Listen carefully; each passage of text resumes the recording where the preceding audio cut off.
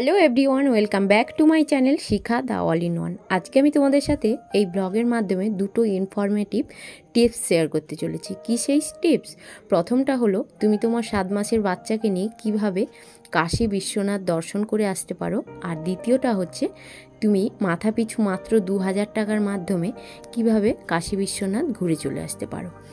এতটা চিপেস্টের মধ্যে হয়তো কোনো ব্লগারই তোমাদের বলতে পারবে না, কিন্তু আমরা ঘুরে এসেছি, সেই উদ্দেশ্যে আমার কিন্তু এই ব্লগিংটা করা। আমাদের যেহেতু কলকাতা স্টেশন থেকে ট্রেন ছিল, তাই আমরা কিন্তু অনেকটা সন্ধ্যের সময় থেকে খাওয়া দাওয়া সেরে ছেলেকে খাইয়ে নিয়ে কিন্তু আমরা বেরিয়ে পড়েছি। মাঝখানে একটু ছেলের জ্বরের ওষুধ ছিল না, তাই জ্বরের ওষুধ একটু নিয়ে নিলাম, কোথাও কি লাগে না লাগে তার জন্য। এরপরে একটা বাসে চড়ে কিন্তু আমরা পৌঁছে গেলাম কলকাতা স্টেশনে। কলকাতা স্টেশনটা অনেকটা বড়, হাওড়ার মতো এতটা বড় না হলেও তার মধ্যেও অনেকটা বড়, আর অনেকটা হেঁটে গিয়ে কিন্তু ট্রেনের কাছে যেতে হবে। যদি তোমরা ওলা বা উবের করে নাও তাহলে কিন্তু ওরা একদমই তোমাকে স্টেশনের সামনে এনেই কিন্তু নামিয়ে দেবে। আমরা যেহেতু বাসে এসেছি তাই আমাদের একটু হেঁটে আসতে হয়েছে, আর স্টেশনের ভেতরে তো সবাইকেই হাঁটতে হবে। এদিকে হাঁটতে হাঁটতে দেখি একজন কুকুর মহাশয় শুয়ে আছেন। উনি কোথাও যাবেন কিনা আমি জানি না, বাট আমরা যাব তাই আমাদের তাড়া ছিল, তাই আমরা ওনাকে পেরিয়ে কিন্তু আমরা আমাদের গন্তব্যস্থলে পৌঁছে গেলাম। তারপর আমাদের ট্রেনও যথারীতি ছেড়ে দিল। ট্রেনে বসে আমরা কিন্তু ছেলেকে যেহেতু সন্ধ্যের সময় খাইয়ে নিয়ে গেছিলাম, তাই একটু দুধ গুলে খাইয়ে কিন্তু ঘুম করিয়ে দিলাম, আর নিজেও ঘুমিয়ে পড়লাম। রাত্রে অনেকটা ঠান্ডা ছিল, তাই আমরা বেড কভার নিয়ে গেছিলাম বলে বেঁচে গেছি। এরপর সকাল হতেই ছেলেকে ঘুম থেকে তুলে আগে ব্রেকফাস্ট করালাম, চিড়ে ভিজিয়ে রেখেছিলাম, আর ফর্মুলা মিল্ক মিশিয়ে আর কলা চটকে কিন্তু খাইয়ে দিলাম। আর আমরাও ব্রেকফাস্ট করে নিলাম, চা আর বিস্কিট। এরপরে আমরা কিন্তু কাশী বিশ্বনাথ মানে বেনারস স্টেশনে পৌঁছে গেলাম। তারপরে বরকে বললাম আমার একটু ফটো তুলে দিতে। ওর ফটো তুলে স্টেশনটা একটু চারদিক ঘুরে নিয়ে, মানে মোবাইলটার ক্যামেরাটা ঘুরিয়ে নিয়ে আমরা কিন্তু বেরিয়ে যাচ্ছি। বেরিয়ে যাওয়ার সময় এতটাই ভিড় যে কেউ কাউকে আর দেখতে পাচ্ছি না। মানে আমরা যে 13 জন গেছিলাম, সেখানে আমরা কিন্তু 3 জনকেও চোখে দেখতে পাচ্ছি না, এতটাই ভিড়।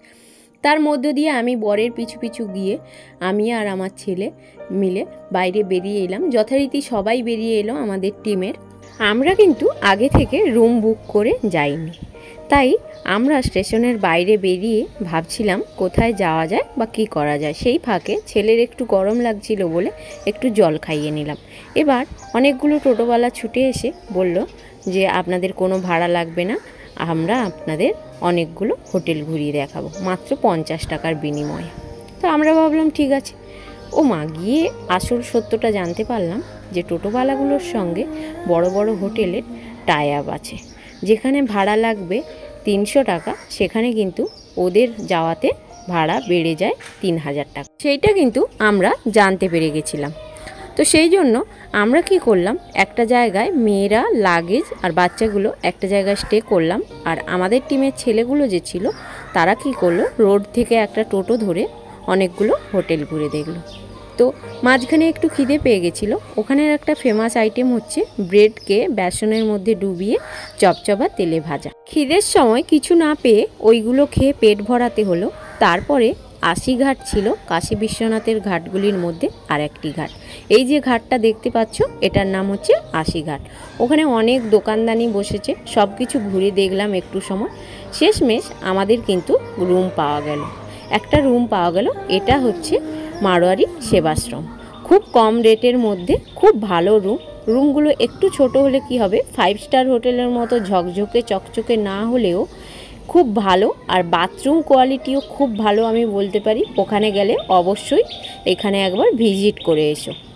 এখানে কিছু একটা অনুষ্ঠান হচ্ছিল মারোয়ারিদের, তাই জন্য এত লোকজন আর এত লাইট, এত ফুল দিয়ে সাজানো, না হলে নর্মাল টাইমে নর্মালি থাকে।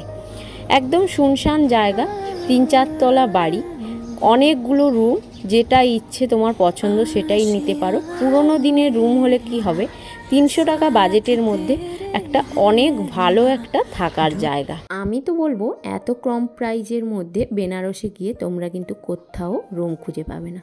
তো একবার ওখানে গিয়ে ভিজিট করো, ভালো লাগলে অবশ্যই কমেন্টে জানিও। নেক্সট পার্টে আসছে ওখানে গিয়ে কি করলাম, কোথায় ঘুরলাম, ছেলেকে কিভাবে টেক কেয়ার করলাম।